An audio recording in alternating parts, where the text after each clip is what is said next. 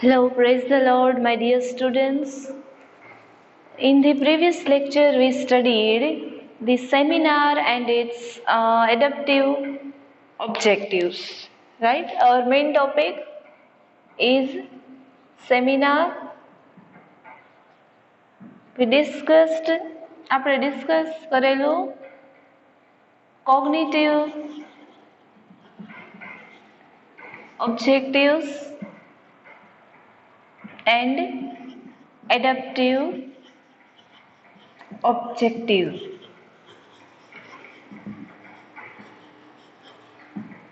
બરોબર, cognitive objective જે હેતુ જ્ઞાન સિદ્ધ કરવા માટે how can we acquire the knowledge and it affects how it affects અસ.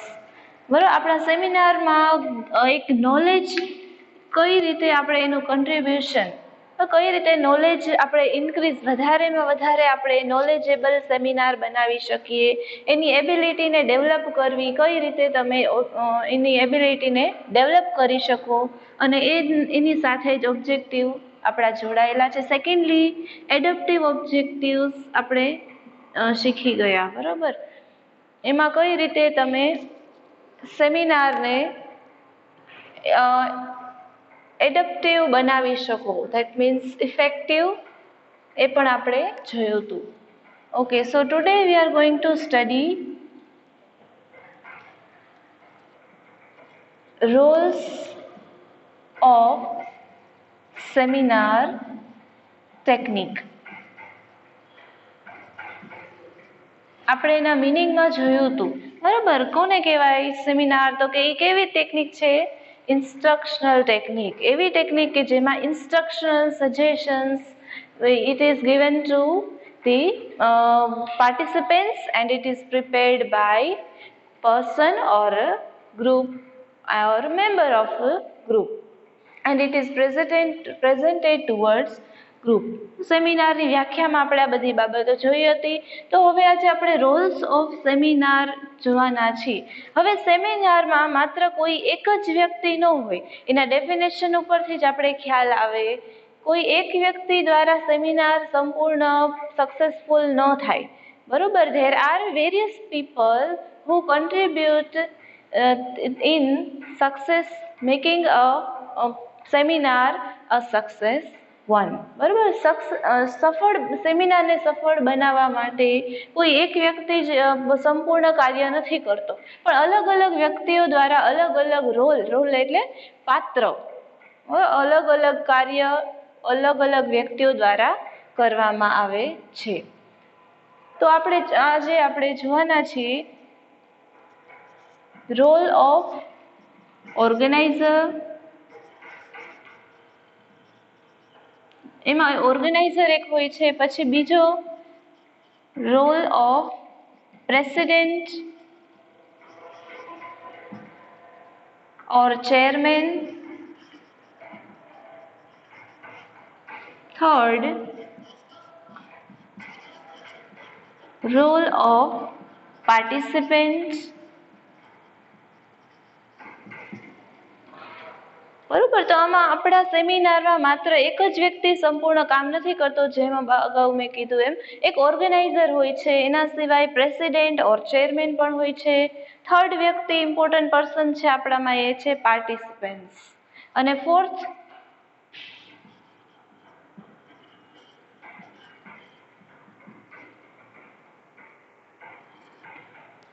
આપણો રોલ છે ઓબ્ઝર્વર.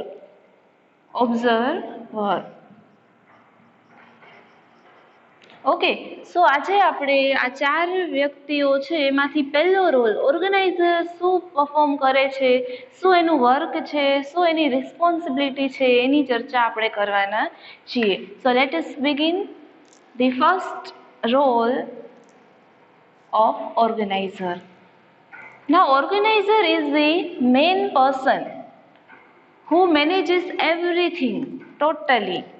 બરોબર, ઓર્ગેનાઇઝર છે એ સંપૂર્ણ સેમિનારનું કંટ્રોલ એના હાથમાં હોય છે. He manages the whole seminar, the way to organize, the time for organizing, and every facility, every arrangement is to be done by organizer. દરેક કાર્ય આખા સેમિનારનું ઓર્ગેનાઇઝરે કરવાનું હોય છે. Let's see one by one what are the roles as well as responsibility of organiser. ઓર્ગેનાઇઝરની મુખ્ય જવાબદારીઓ શું છે, એનો શું ભાગ છે સેમિનારમાં, એ આપણે જોઈએ. ટુ પ્લાન એન્ડ પ્રિપેર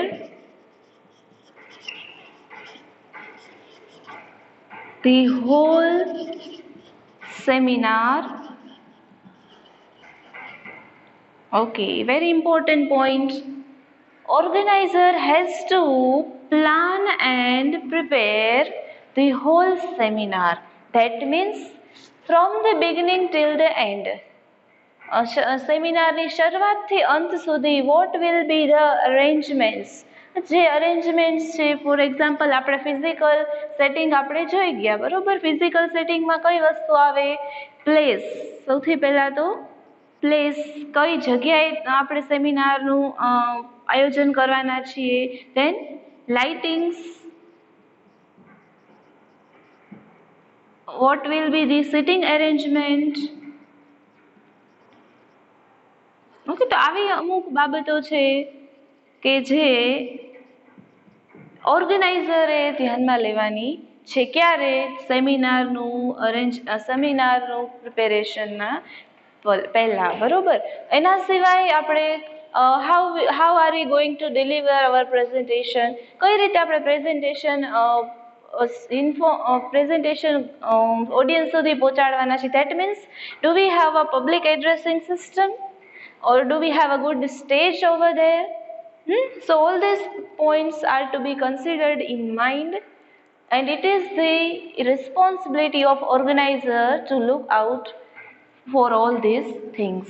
બરોબર, આ ઓર્ગેનાઇઝરની જવાબદારી બને છે. હોલ સેમિનારનું પ્લાન અને પ્રિપેરેશન એને કરવાનું છે. એમાં આપણે કેની વસ્તુનો સમાવેશ કરીએ? જગ્યા છે, લાઇટિંગ્સ, સિટિંગ, પછી કાંઈ ગેસ્ટ અરેન્જમેન્ટ હોય,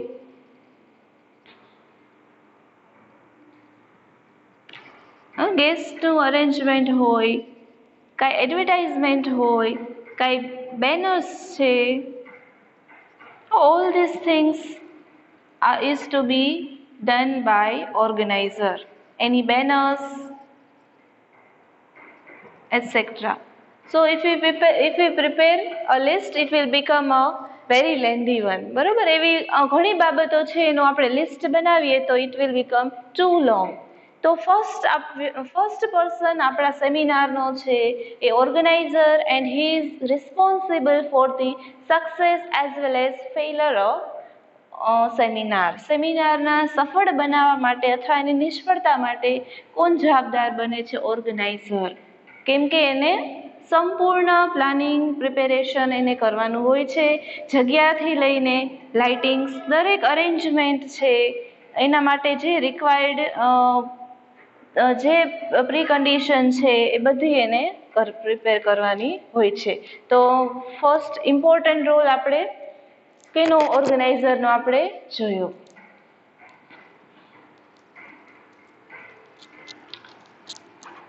ઓકે, નાઉ હવે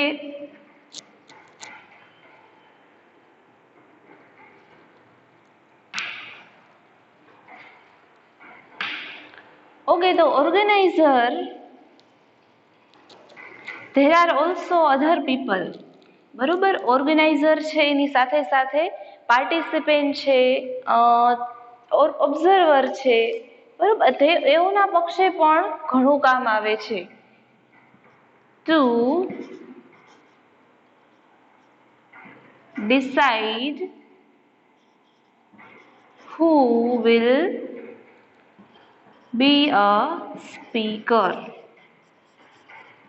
ઓકે, તો એક માત્ર પ્લાનિંગ અને પ્રિપેરેશનનું કામ જ એના ઓર્ગેનાઇઝરના રિસ્પોન્સિબિલિટીમાં નથી, બટ મોર ધેન ધેટ એના સિવાય વધારાનું two decide who will B a speaker. That means જો સંપૂર્ણ જવાબદારી એની ઉપર હોય તો સ્પીકરની પણ સિલેક્ટ કરવાની. That means who will be the speaker, કોણ સ્પીકર બનવાનું છે? A capable person who has a good speech, who has a good skill of public speaking, બરોબર, who have the ability to present a topic in an effective way, બરોબર. So all this things will be taken into the mind of organiser, બરોબર. ઓર્ગેનાઇઝરે આ બધી વસ્તુ ધ્યાનમાં લેવાની છે કે કોણ સ્પીકર બનશે, કેમ કે આપણા સેમિનારનું મોસ્ટ ઓફ પ્રેઝન્ટેશન સ્પીકર દ્વારા જ થાય છે, બરોબર. તો અહીંયા સ્પીકરમાં એબિલિટી શું છે, કયા સ્પીકરને આપણે ફર્સ્ટ પ્રેફરન્સ આપશું, બરોબર. તો આ બધી બાબતો ઓર્ગેનાઇઝરને ધ્યાનમાં લેવાની છે. Then to decide the theme of presentation. Okay, theme.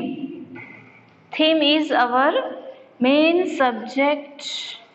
બરોબર, મુખ્ય વિષય આપણો. That is another word is central idea. આપણો ટોપિક શું છે?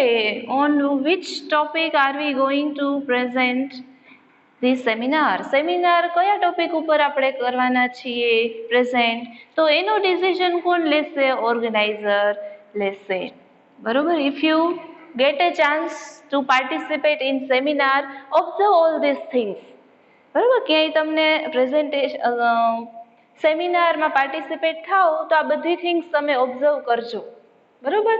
તો અહીંયા પ્રેઝન્ટેશન માટે કયું થીમ આપણે સિલેક્ટ કરવાના છીએ એનું ડિસિઝન કોણ લેશે? તો કે ઓર્ગેનાઇઝર, બરોબર. તો અહીંયા આપણે જોયું કે ઓર્ગેનાઇઝર કઈ રીતે એની શું રિસ્પોન્સિબિલિટી છે કે જે આપણા સેમિનારને કેવું બનાવશે? ઇફેક્ટિવ બનાવશે. ઓકે, તો થીમ ડિસાઇડ કરે છે. એના સિવાય આપણે 3 મુદ્દા જોયા કે કોણ સ્પીકર બનશે અને સંપૂર્ણ પ્લાનિંગ અને પ્રિપેરેશન કોના દ્વારા? ઓર્ગેનાઇઝર દ્વારા થાય છે, બરોબર. તો બાકીના રોલ્સ છે એ આપણે નેક્સ્ટ લેક્ચરમાં કવર કરીશું. So will meet you in the next lecture with a new topic.